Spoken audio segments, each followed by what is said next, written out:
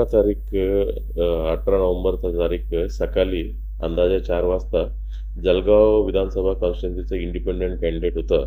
त्याचं नाव होतं शेख अहमद शेख हुसेन गुलाम हुसेन, वय 51 वर्ष.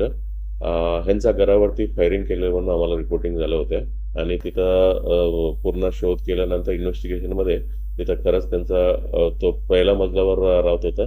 त्यांचा घरचं खिडकीचा काच तुटलं होत्या, 2 बुलेट लागून आणि 1 बुलेट त्यांचं वॉलवर लागलं होतं.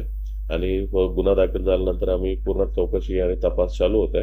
तपासादरम्यान काही CCTV आणखीन तांत्रिक माहिती आणि हे सर्व दृष्टीने आम्ही तपास चालू असताना त्यांचं स्वतःचं जे कंप्लेंट होतं ते स्वतःच साला जे मालेगावमध्ये राहतात ते इन्व्हॉल्ड आहे म्हणून आम्हाला खात्रीशीर माहिती भेटलं होतं. आणि पुढील तपासादरम्यान म्हणजे ही समजलं की त्यांचा साला आणि आणखीन एक साथीदार मालेगाववरून ते दिवशी रात्री इथं जळगावमध्ये आला आणि सकाळी इथं फायरिंग केल्यानंतर परत ते मालेगावात निघून गेले होते.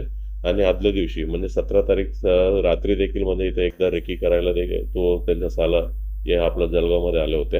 ही सर्व गोष्टी आम्हाला आता खात्रीशीर डिटेक्शन झालेलं आहे आणि सध्या 3 लोकांना अटक करण्यात आलं होतं. त्या 3 लोकांचा स्वतः जे उमेदवार होते त्यांना आणि त्याचा मुलगा